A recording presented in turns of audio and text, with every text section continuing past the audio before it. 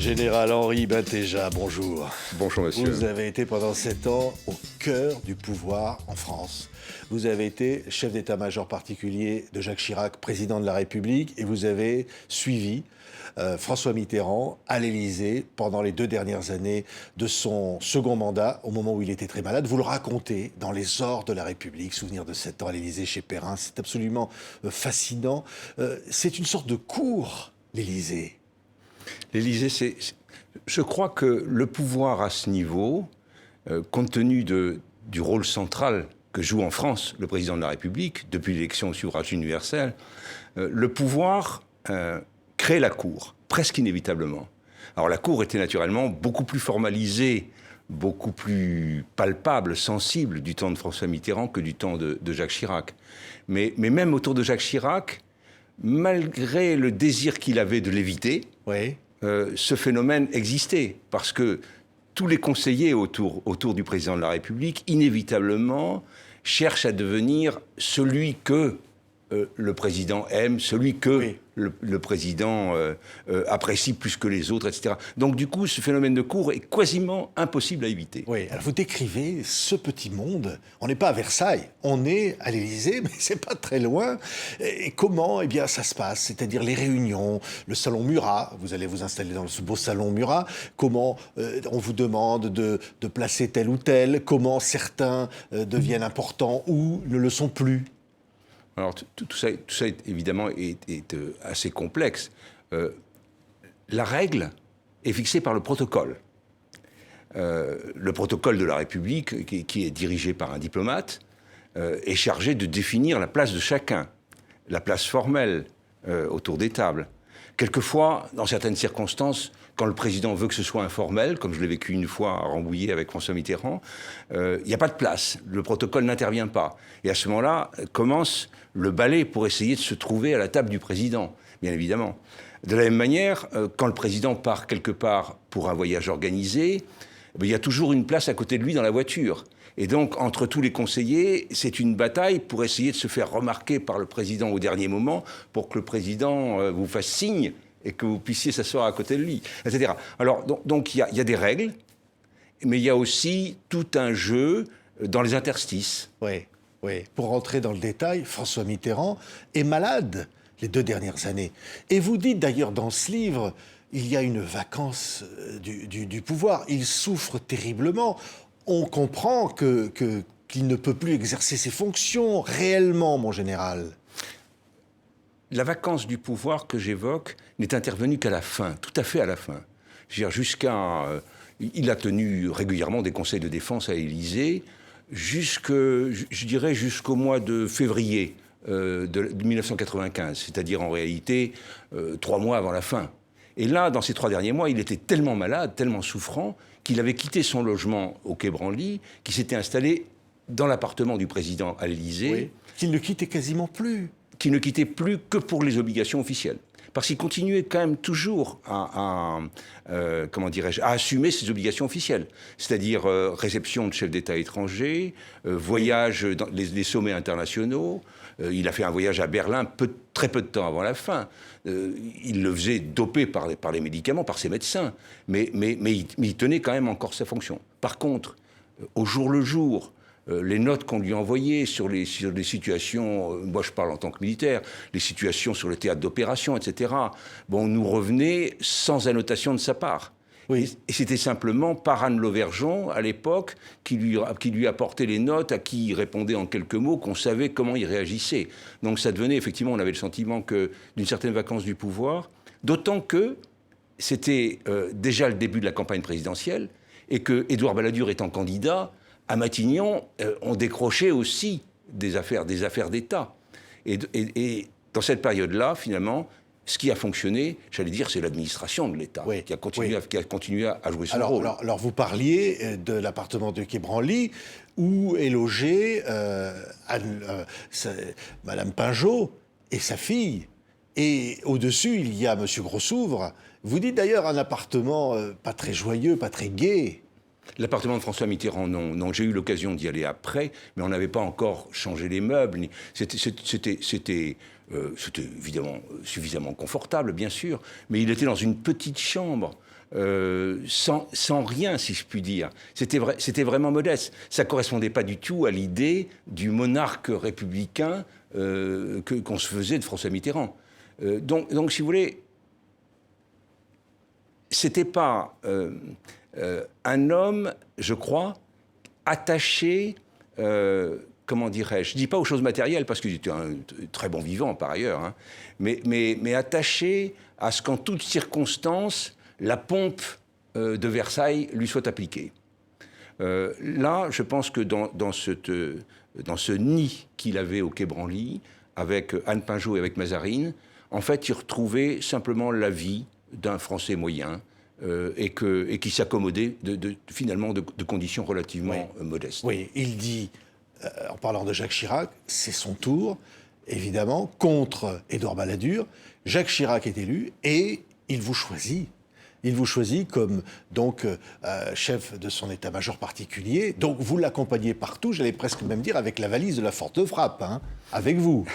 Alors la valise de la force de frappe, en réalité, c'est l'aide de camp qu'il apporte. Parce que l'aide de camp, lui, ne quitte pas le président de la République. Bon, c'est vrai, en voyage du moins. Moi, j'étais, en tant que le chef de l'état-major particulier, est évidemment le relais des ordres du président dans tout le domaine de la défense, vis-à-vis des armées. Et donc j'étais effectivement dans cette période de 3 ans et demi où j'ai été le chef de son état-major particulier, j'étais effectivement le relais de la force nucléaire. Oui, vous suivez Jacques Chirac. Alors, il y a des réceptions, les fameuses blagues gauloises de Jacques Chirac. Vous êtes auprès de lui et finalement, vous vous attachez à lui quelque part. Je crois que c'était impossible de faire autrement. Je veux dire, pour tous ceux qui ont travaillé avec lui, soit se sont attachés à lui, soit parce qu'ils ont été déçus, parce qu'ils n'ont pas obtenu sa confiance totale, ou ils l'ont perdu. Se sont détachés de lui. Mais quand on avait sa confiance, quand on pouvait continuer à travailler avec lui dans cette atmosphère totalement détendue et extrêmement franche et directe, on ne pouvait pas ne pas l'aimer. Oui, il y a Dominique de Villepin. Vous dressez parfois des portraits un peu au vitriol. Dominique de Villepin, c'est pas trop votre truc, mon général. Honnêtement, je croyais... Alors, ma plume m'a échappé parce que j'ai quand même, personnellement, une certaine admiration pour Dominique de Villepin. C'est un homme qui a des talents exceptionnels. Exceptionnels. Oui. Mais qui alors détestait Madame Chirac, Bernadette, qui vous en dit le plus grand mal. Vous pouvez le dire maintenant. Madame Chirac avait été extrêmement marquée et déçue par la dissolution qui est intervenue en 1997 et qui a provoqué l'élection de Lionel Jospin et une nouvelle majorité. Et donc, je crois qu'elle avait gardé une certaine rancune à l'égard de tous ceux... Vous le croyez, mais vous l'avez entendu, vous pouvez le dire. Elle n'avait pas sa langue dans sa poche. Vous dites d'ailleurs d'elle, vous dites, elle était extraordinaire, mais insupportable. Je reprends votre mot, alors, Madame Chirac. Oui, je crois, j'ai repris finalement ce qui était un slogan commun chez tous les conseillers. C'est-à-dire qu'à la fois, on avait beaucoup d'admiration pour elle, parce que c'était une femme extrêmement forte. C'est une femme qui avait un formidable bon sens aussi, qui sentait bien la France mieux que d'autres, certainement.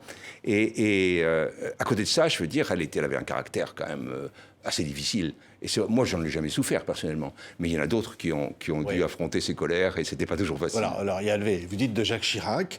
Finalement, il disait pas du mal tellement, ni de François Mitterrand, ni d'ailleurs d'Édouard Balladur. Les deux personnes dont il disait du mal, c'était de Giscard et de Pierre Jox. Alors, Pierre Jox, on va laisser de côté. Enfin, Giscard, c'était celui qu'il détestait le plus. Je crois, oui, bien au-delà de Pierre Jox, d'ailleurs. J'ai jamais très bien compris, d'ailleurs, ce qui s'était passé avec Pierre Jox. Il me l'a jamais dit. Bon. Mais Giscard, quand même. Alors, une rancune tenace. Il gardait un souvenir épouvantable de ces années où il a été Premier ministre de Giscard. Il avait l'impression, à tort ou à raison, mais il avait l'impression d'avoir été humilié en permanence par le président de la République.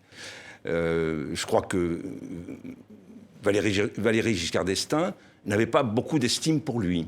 Et il en souffrait. Et il avait souffert de ces humiliations, et il ne les a jamais tout à fait pardonnées. Oui. Oui, alors vous dites d'ailleurs de Giscard qu'à un moment donné, il fait transformer un espace cher au général de Gaulle, à l'Élysée, en placard à balai. Non mais vraiment. Alors, si vous voulez, je ne sais pas comment ça s'est passé. Moi j'ai rapporté ce que m'avaient raconté les gardes républicains qui étaient là depuis le général de Gaulle, qui avaient tout vu. Donc, le garde républicain qui se trouvait en poste à côté de la chapelle du général, parce que le général avait fait aménager une pièce en chapelle, et il y allait d'ailleurs régulièrement, parce qu'il avait un neveu qui était père blanc qui disait la messe.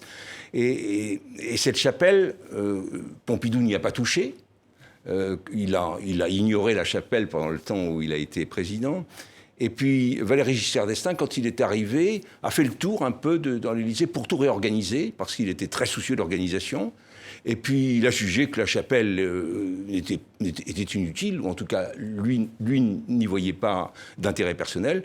Et logiquement, il a cherché un endroit où on pouvait installer une centrale ménagère, si je puis dire. Donc, il a fait mettre les aspirateurs, etc. Voilà, c'est devenu un local à balai. Oui, ben oui, c'est ça. Donc, c'est quand même terrible. D'ailleurs, pas toujours très sympathique avec les gardes, les officiels. D'ailleurs, pas plus d'ailleurs que ne l'était Édouard Balladur, hein, non, avec peut-être le petit monde. Alors, on va se dire les choses franchement, mon général. Avec le petit monde. Oui, si ce n'est que je pense que l'un ou l'autre était capable de moments de réel intérêt pour les petites gens. Je veux dire, je ne leur fais pas un procès global à cet égard. Je crois que Valéry Giscard d'Estaing était terriblement exigeant sur l'application des règles. Ouais. Il passait en revue la garde le matin et il n'acceptait pas la médiocrité. Et donc, il exigeait des sanctions. Édouard Balladur, lui, avait une tendance assez fréquente en réalité chez les hauts fonctionnaires, dans le haut personnel de la fonction publique, avait tendance à ne pas voir les gens en uniforme. Ça faisait partie du paysage.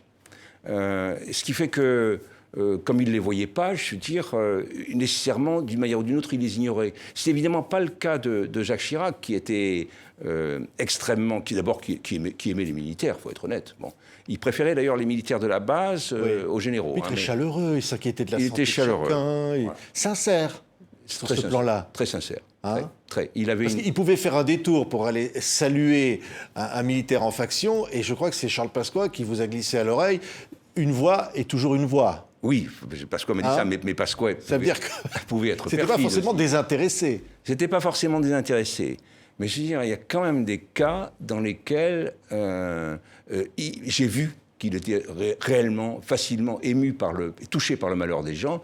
Moi, je l'ai accompagné à Washington après les attentats du 11 septembre. Je veux dire, et j'ai vu à quel point il était bouleversé par ça.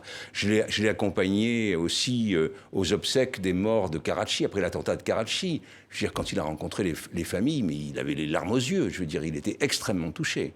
Quand on a eu des soldats tués en plusieurs occasions, notamment à Bouaké, où on avait eu 9 soldats tués, je veux dire, ces contacts avec les familles, c'était extrêmement chaleureux, profondément humain. Oui. Il pouvait d'ailleurs se mettre en colère par rapport à ça, notamment ce qui va se passer dans les Balkans.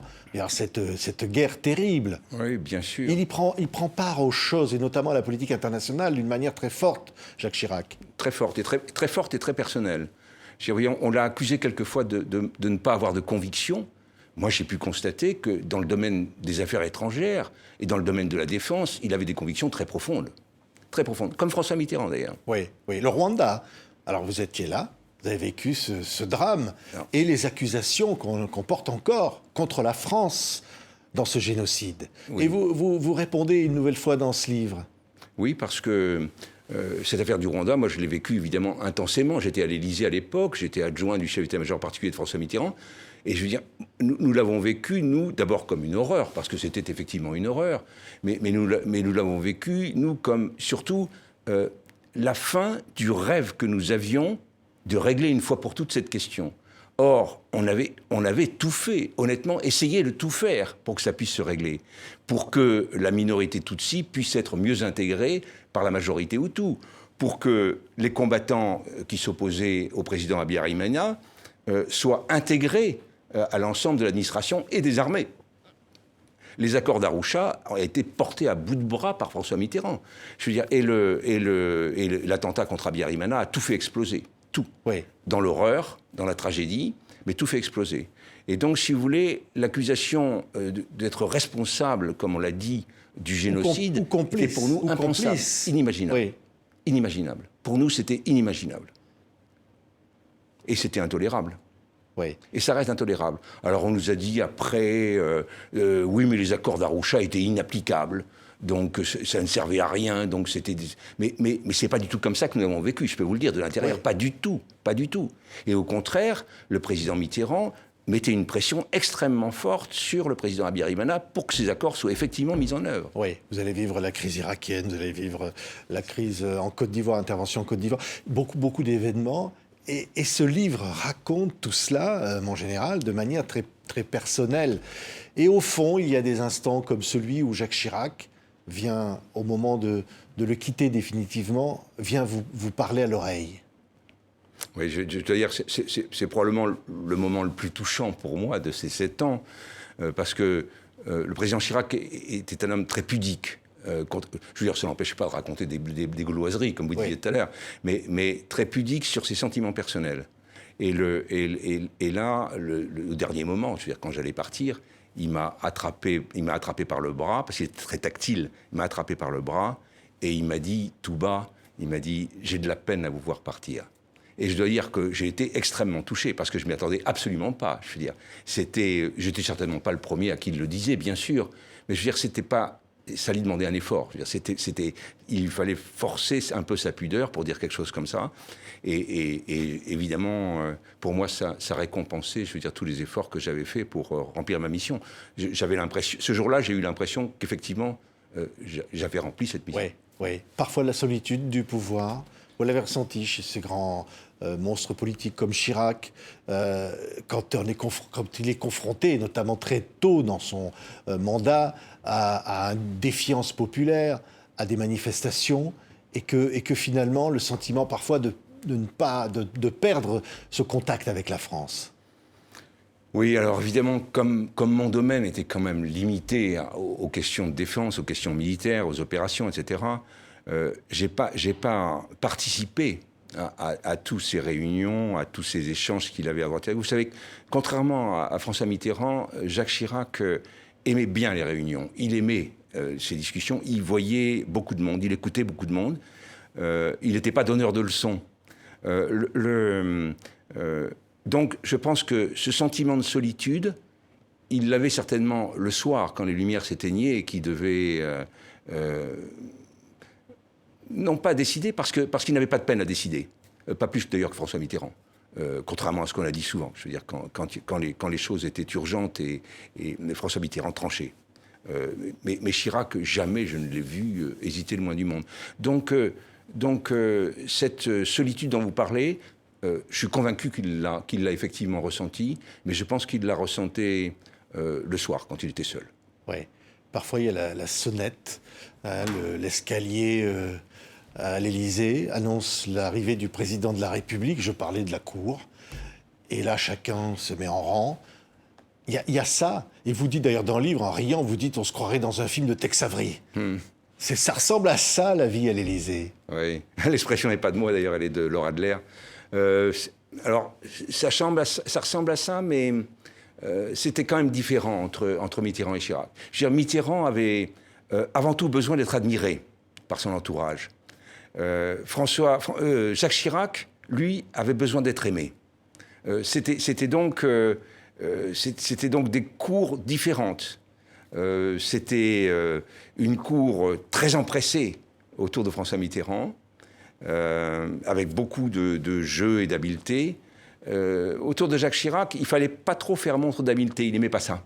Donc il fallait soit être extrêmement subtil dans ses approches, soit simplement avoir au bon moment le bon mot qui le faisait rire, ou la phrase intelligente qui permettait de dénouer une situation compliquée. Oui. Voilà.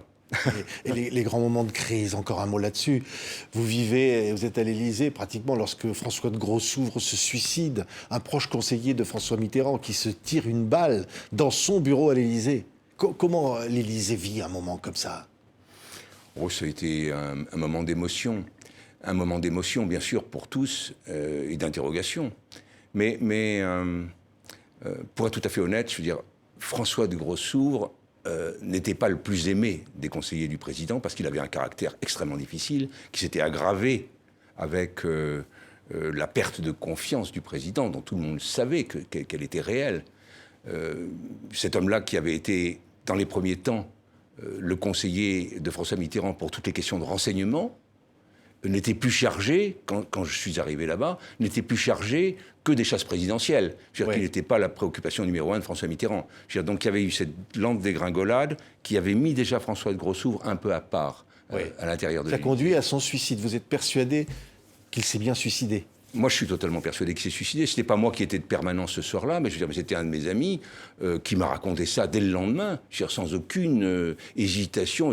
Il me parlait très sincèrement. Je veux dire, donc, et il m'a dit, oui, le suicide fait aucun doute, aucun doute.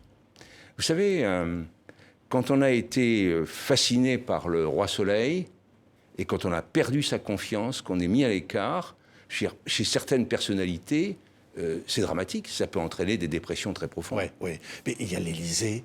Vous racontez, parce que vous traitez évidemment des questions africaines, il y a 2 cellules. Il y a une cellule officielle et puis une cellule officieuse avec Jacques Foccart, l'homme dont on va dire des bas œuvres un peu quand même de la France-Afrique. Et les deux se concurrencent. C'est ça l'Élysée, c'est ça la France. Et vous êtes là au milieu et ils se succèdent dans le bureau du président. Alors ça, si vous voulez... Qui le président écoute? Ça n'a pas duré très longtemps. Ça n'a pas duré très longtemps. Il y avait la cellule officielle qui était dirigée par Michel Dupuche, c'est vrai, avec laquelle on travaillait normalement. Moi, je travaillais tous les jours avec la cellule Afrique de Michel Dupuche. Et puis, il y avait Jacques Foccart et Vibo, son adjoint, qui étaient des rescapés de l'époque gaullienne, que Jacques Chirac n'avait pas voulu écarter, j'allais dire, par gaullisme. Bon, parce qu'il ne faut pas oublier quand même que Jacques Foccart était l'homme, effectivement, de la Centrafrique, de la France-Afrique, si on veut, mais enfin, du général de Gaulle, avant tout. Oui. Bon, il ne faut pas l'oublier. Alors, les notes... les notes de Michel Dupuche arrivaient directement, en passant par Dominique de Villepin, chez Jacques Chirac. Et les autres, non. Les autres, elles suivaient un circuit direct, particulier. Et je pense que tous les présidents de la République, en réalité, du moins les deux que j'ai connus, aiment bien avoir plusieurs sons de cloche, aiment bien avoir plusieurs points de vue. Le culte aussi du secret, le culte de... Comment dire, de régler les choses peut-être par des voies pas toujours légales et directes. Je crois pas, honnêtement, si vous voulez, je crois pas que cette tentation a été très forte chez Chirac. Il avait tiré les leçons de l'affaire du Rwanda. Je veux dire, ça avait été quand même quelque chose d'effrayant, je veux dire, dans laquelle la France avait été mise en accusation, pas seulement par des Français, mais aussi à l'étranger. Et il a toujours été extrêmement prudent, notamment dans ces questions africaines, et a essayé, dès que possible, chaque fois qu'il l'a pu, de faire intervenir l'Union africaine ou les organisations africaines régionales. Il ne voulait plus de ce tête-à-tête entre la France et ses anciennes colonies, avec tous les risques de toute nature que ça pouvait présenter. Oui. Merci beaucoup, Général Henri Matléja. C'est passionnant, je ne sais pas, mais on voudrait continuer de parler pendant des heures de ce livre, Les Ordres de la République, 7 ans à l'Élysée. On va dire un mot plus personnel. Vous aviez dit qu'effectivement, François Mitterrand avait la famille officielle et puis la famille officieuse qui logeait dans 2 endroits différents, on l'a compris. Quand il est arrivé, Jacques Chirac, vous lui avez montré les logements au Quai Branly. Il a dit non, je ne veux pas de... Je ne veux pas d'un lieu pour mes rencontres privées. Je préfère pas. C'est pas moi qui... Non, mais vous le racontez. C'est pas moi. Je raconte ça parce que c'était un sujet de plaisanterie entre les conseillers à l'Élysée, si vous voulez. Oui, je sais qu'effectivement, on lui a proposé un appartement... privé. Pour ses rencontres privées. Au Quai Branly, oui, parce qu'on venait de la période de François Mitterrand, donc tout naturellement, je veux dire, on lui a proposé. Voilà, il est venu voir par politesse, et puis il a dit non, je veux pas de ça. Voilà, oui. Je veux pas de ça. Il ne fonctionnait pas comme ça. Non. Vous ne pouvez pas nous en dire plus. Non, parce que je ne sais pas, en plus, je ne sais pas. Comment il fonctionnait? Non, je ne sais pas du tout. De toute manière, il était extrêmement discret. Extrêmement discret. Oui, mais on sent beaucoup de chaleur. On sent que vous avez gardé de cette époque beaucoup de sentiments. Je crois que j'ai eu beaucoup de chance de pouvoir vivre et travailler à proximité de 2 hommes qui étaient, qu'on les aime ou non, qu'on approuve ou non leur politique, qui étaient des hommes d'État, de vrais hommes d'État. Merci, Général. Henri Bintéja, les ors de la République chez Perrin, souvenir de 7 ans à l'Élysée. C'est passionnant. Merci beaucoup d'avoir été là. Merci à vous.